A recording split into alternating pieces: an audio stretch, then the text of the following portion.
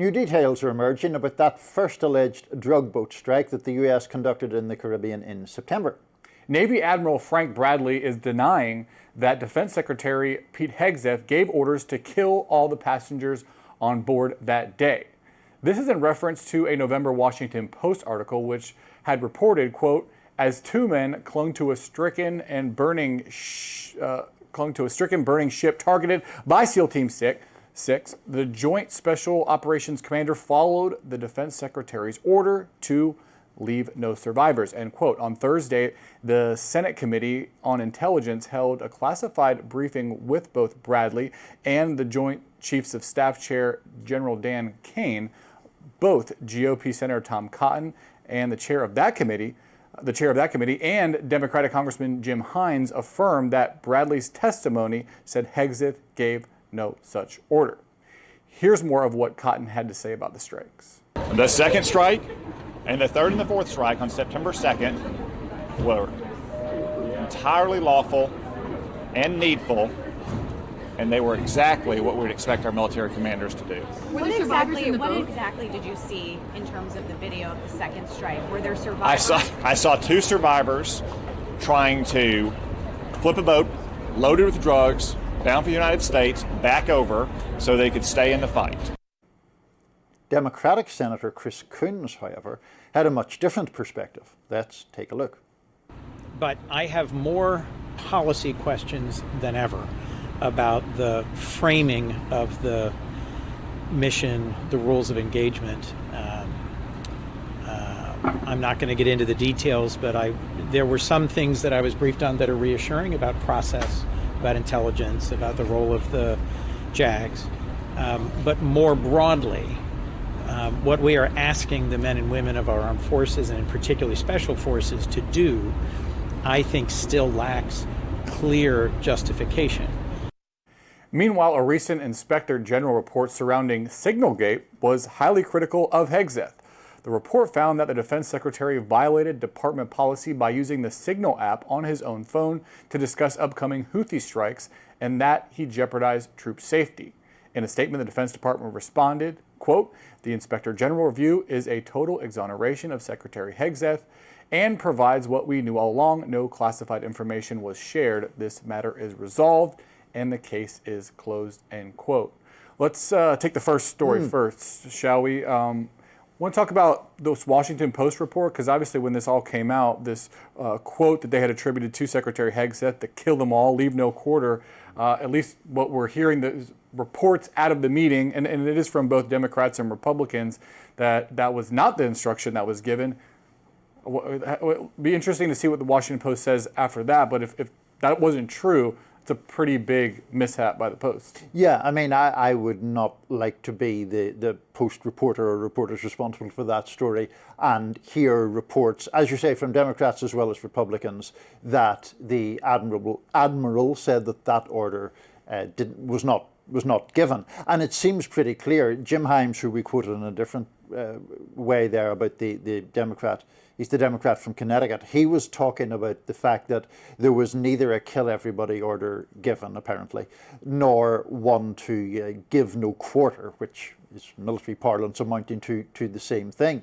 There is obviously, and we can get into this in a second, there's a whole big controversy about these strikes overall, the legal justifications for them, whether they could potentially amount to illegal operations writ large.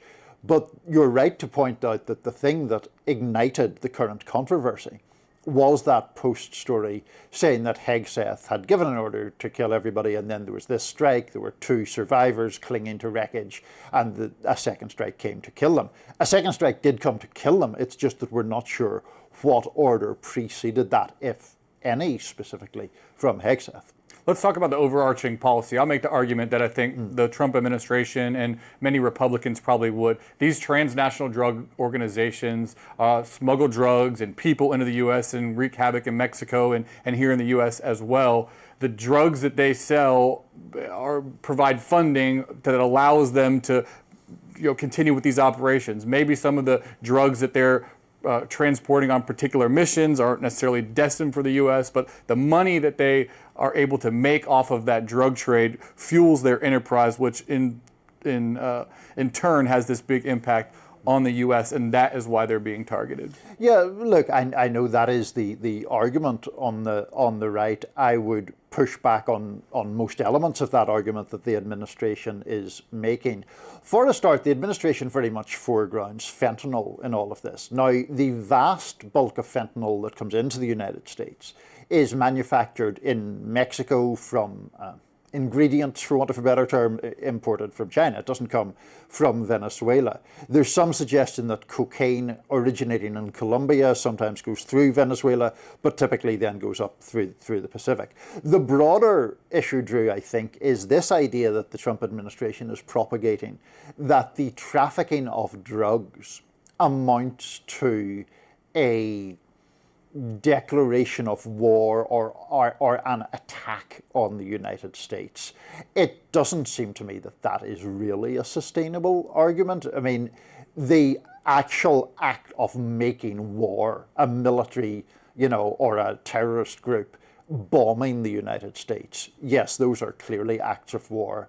Of course, I'm not saying importing drugs is a great thing or we should let it happen, but there are very well established drug interdiction policies for that are not just about blowing people out of the water in international seas. What about the notion, though, that the same cartels that are shipping these drugs around and that we're blowing up are also involved in other nefarious activities that more directly impact the U.S. and that is the connection that's being made, even though, like what you said about fentanyl, which is the biggest problem, precursors from China, manufactured in Mexico. I'm not an expert in cartels, but I don't know if the same cartels that are doing that in Mexico are also involved in Venezuela and Colombia, cocaine and marijuana trade. But if there are connections there to be made, disrupting those networks could be a goal of American military. I think the disruption of those networks is perfectly valid, but that military strikes aren't the way to do that. And I think this actually goes to, you mentioned about, Venezuela versus other cartels. There is, perhaps we don't have time to go fully into this, but there is a whole other element of this, which is the administration's at least openness to some even more direct form of military action in Venezuela itself, and the desire to depose Nicolas Maduro.